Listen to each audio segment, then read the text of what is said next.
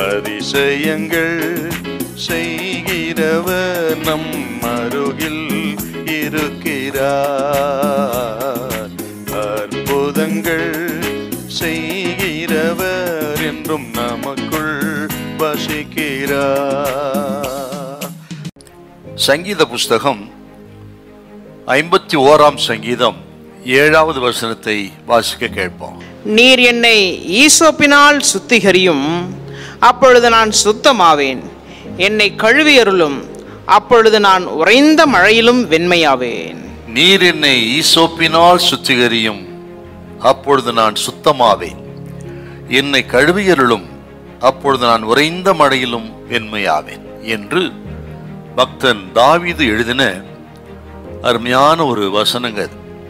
பக்தன் தாவீது பத்சேபாளிடத்தில் பாவத்துக்குட்பட்ட பொழுது அந்த பாவத்துக்காக தேவனிடத்திலே பாவ மன்னிப்பு கேட்டு மன்றாடி ஜெபித்த ஒரு ஜெபம்தான் இந்த 51ஆம் சங்கீதம். இந்த சங்கீதத்திலே தான் இப்படி பாவ மன்னிப்புக்கு ஏறெடுத்த பாவ மன்னிப்பின் ஜெபத்திலே தான் அவர் பயன்படுத்தின ஒரு வார்த்தை, நீர் என்னை ஈசோப்பினால் சுத்திகரியும், அப்பொழுது நான் சுத்தமாவேன். என்னை கழுவியருளும், அப்பொழுது நான் உறைந்த மழையிலும் வெண்மையாவேன் என்று ஈசோப்பு என்ற ஒரு வார்த்தையை பயன்படுத்துறத நம்ம பார்க்கிறோம்.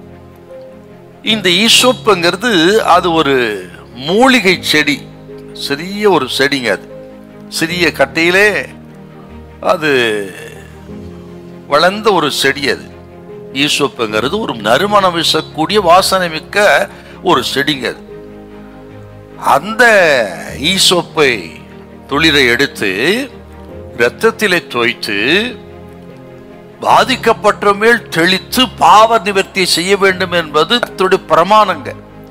அதை செய்கிற ஒரு சுத்திகரிப்பின் நிகழ்ச்சியின் பொழுது பயன்படுத்தப்படுகிற இந்த ஈசோப்பை குறித்து தான் தாவீது சொல்றார், அந்த ஈசோப்பினால் என்னை கழுவி சுத்திகரியும் கர்த்தாவே.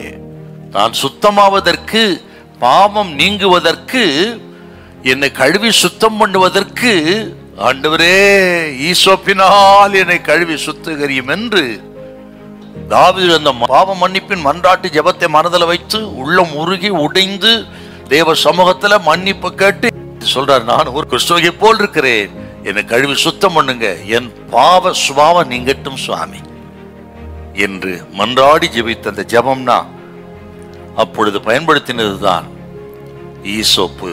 நீர் என்னை ஈசோப்பினால் சுத்திகரியும், அப்பொழுது நான் சுத்தமாவேன். ஆகவே இதை காக்கிறவங்க இந்த நாளிலே ஒரு ஆழமான சுத்திகரிப்பு நமக்கு வேணும். ஆண்டவர் இயேசு இரத்தத்தால் கழுவப்பட வேண்டும், பரிசுத்தம் அடைய வேண்டும். ஒரு ஏக்கத்தோடு தாவீதுடைய மன்றாடி ஜெபித்து ஜெபத்தின் அடிப்படையிலே இதை கேட்டு உங்களை சுத்திகரித்துக் கொள்ள கர்த்தர் அழைக்கிறார். தாவீது சுத்திகரிப்பை பெற்றது போல கர்த்தர் நம்மையும் சுத்திகரிப்பார், ஆசீர்வதிப்பார். ஹல்லேலூயா, ஹல்லேலூயா.